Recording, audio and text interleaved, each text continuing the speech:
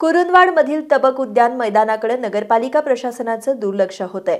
त्यामुळे या मैदानाला कचरा डेपोचं स्वरूप प्राप्त होण्याची भीती निर्माण झाल्यानं कुरुंदवाडमधील राजकीय पक्षांचे पदाधिकारी आक्रमक झालेत। कुरुंदवाड नगरपालिकेत सध्या प्रशासक राज आहे। शहराच्या मध्यभागी पालिकेच्या मालकीचं तबक उद्यान नावाचं मैदान आहे।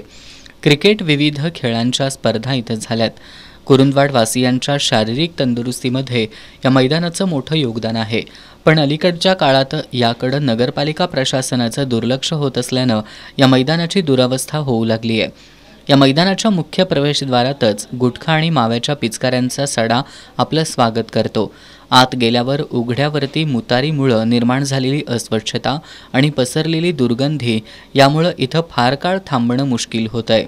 मैदानातील वाढलेलं गवत, उद्यानभर पसरलेल्या टाकाऊ वस्तू आणि कचरा यामुळे या उद्यानाचा कचरा डेपोत रूपांतर होतंय की काय अशी भीती नागरिकांमधून व्यक्त होतीये। मुख्याधिकारी आशिष चौहान यांनी कर्तव्यदक्ष अधिकारी म्हणून आपली प्रतिमा निर्माण केली आहे, परंतु तबक उद्यान मैदानाकडे त्यांनी केलेल्या दुर्लक्षाबद्दल आश्चर्य व्यक्त होत आहे। दरम्यान ठाकरे गटाचे तालुका प्रमुख वैभव उगळे, दयानंद मालवेकर, राष्ट्रवादी शरद पवार गटाचे तालुकाध्यक्ष अभिजित उर्फ बबलू पवार, मिलिंद गोरे यांनी या समस्येकडे नगरपालिका प्रशासनाचं लक्ष वेधलंय।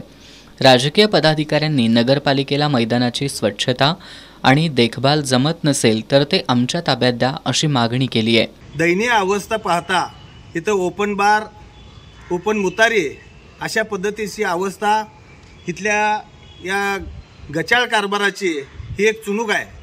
खरोखर इथं भरपूर प्रमाणात कचरा दलदल झालेला आहे, त्यामुळं डेंग्यू, चिकनगुन्यासारखे आजारसुद्धा फोफावत आहेत। या मैदानावर जवळजवळ बरेचशा आंतरराष्ट्रीय कबड्डी स्पर्धा, कुस्ती स्पर्धा असतील, व्हॉलीबॉल स्पर्धा असतील, अनेक नामांकित खेळाडू या ग्राउंडवर खेळून गेले आहेत।